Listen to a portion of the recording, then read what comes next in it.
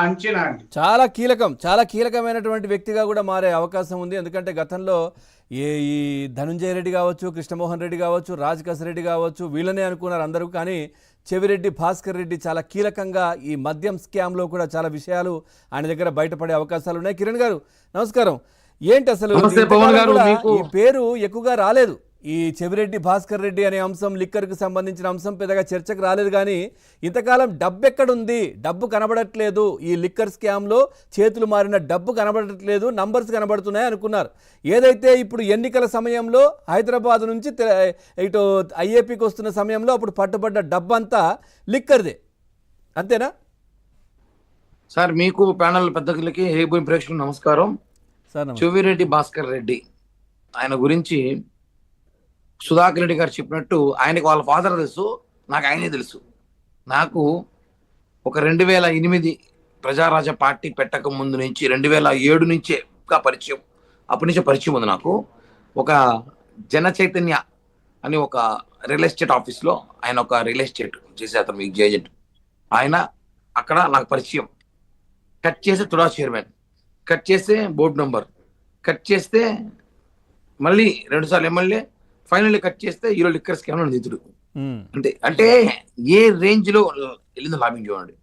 భాస్కర్ రెడ్డి గారి గురించి చెప్పాలంటే మా పక్క ఊరే, మా పక్క కాన్స్టిట్యున్సీలో ఉంటాడు. ఆయన కూడా బాగా తెలుసు. జగన్మోహన్ రెడ్డికి ఈ జిల్లాలో అత్యంత నమ్మకస్తుల వ్యక్తుల్లో ఈ జిల్లాలో 2-3 ఉంటే అందులో ఒకడు ఇతను. ఒకవేళ రాష్ట్రం మొత్తం రాయలసీమ అంతా కలిపి 2 ఉంటే ఆ 2లో ఒకడు ఇతను ఉంటాడు. అంత నమ్మకంగా కేవలం జగన్మోహన్ రెడ్డికి సంక్రాంతికి, గత సంక్రాంతికో ఉగాదికి అనుకుంటా సెట్టింగ్ వేసేసారు. జగన్మోహన్ రెడ్డికి అవాకేయాలి, షాక్ అయ్యేలాగా ఒక దేవుని సెటప్ తెచ్చి అలానే అక్కడ గుడిలో దించేశాడు, తాడేపల్లి ప్యాలెస్ లో.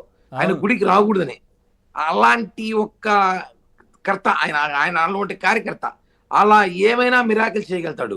Not only AP politics, Karnataka అటు తెలంగాణ పాలిటిక్స్ లో కూడా చక్రం తిప్పగల వ్యక్తి అతను. అంటే ఏ స్థాయికి వెళ్ళిపోయినా ఆలోచించండి, అంటే ఏ స్థాయిలో లాబింగ్ ఉందో ఆలోచించండి, ఏ స్థాయిలో మనీ అతని దగ్గర ఉందో తెలుసుకోండి. ఈ మనీ అంతా ఎక్కడి నుంచి వచ్చింది, ఎక్కడి నుంచి వచ్చినాయి డబ్బులంతా, ఎలా ఇన్ని 100 కోట్లు ఎలా పోతుంది అంటే కూడా చెవిరెడ్డి భాస్కర్ రెడ్డి. ఎక్కడిది? పెద్దిరెడ్డి రామచంద్రారెడ్డి కన్నా ఒకనొక సరసం చూస్తే ఈ జిల్లాని చెవిరెడ్డి భాస్కర్ రెడ్డి శాసిస్తాడేమో అనేసి కూడా అనుమానాలు వచ్చాయి వైఎస్ఆర్ కాంగ్రెస్ పార్టీ వాళ్ళకి. ఆ రేంజ్లో వెళ్ళిగాడంటే మొత్తం జగన్మోహన్ రెడ్డి ఆశీస్సులే. జగన్మోహన్ రెడ్డికి అత్యంత నమ్మకస్తులు ఇతను ఒక బినామీ, ఇది వాస్తవం.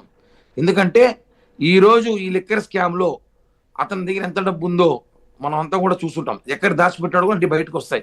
ఎందుకంటే గత ఎన్నికల్లో, తెలంగాణ ఎన్నికల్లో కూడా ఇతను డబ్బు ఖర్చు పెట్టాడు కేసీఆర్ ఫ్యామిలీ కంటే.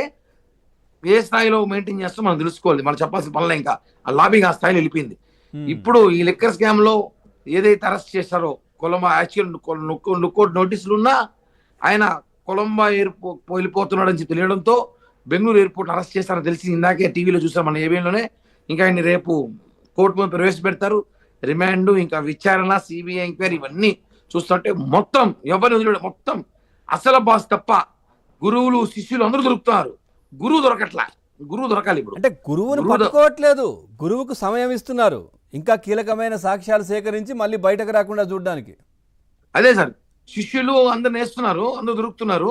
గురువు కూడా దొరకాలి. గురువు దొరికితే ఇంకా అనేక విషయాలు బయటకు వస్తాయి. ఎందుకంటే ఇది ఆషామాషి విషయం కాదు.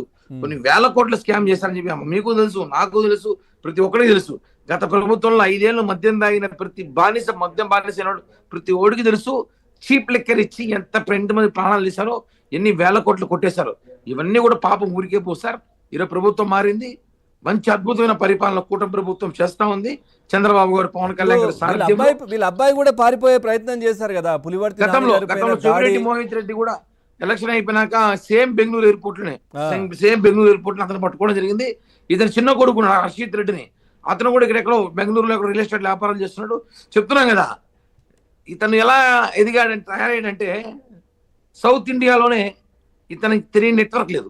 సౌత్ ఇండియాలోనే, వాస్తవం చెప్తున్నా, చాలా మంది తెలియదు విషయం. మనం ఏదో అతను ఓన్లీ ఆంధ్రప్రదేశ్ మాత్రం పరిమితం అనుకుంటారు, కాదు. తెలంగాణ, కర్ణాటక, ఆంధ్ర, తమిళనాడులో కూడా రాజకీయాలు చేయగల రాజకీయ నాయకులతో, పెద్ద పెద్ద బిల్డర్తో, పెద్ద పెద్ద రియల్ ఎస్టేట్స్ తో, పెద్ద పెద్ద అంటే ఆర్థికంగా వేల కోట్లు సంపాదించే వాళ్ళ వ్యక్తులతో ఇతనికి మంచి లాబింగ్ ఉందంటే అవన్నీ కూడా జగన్మోహన్ రెడ్డి ద్వారానే వచ్చినాయి.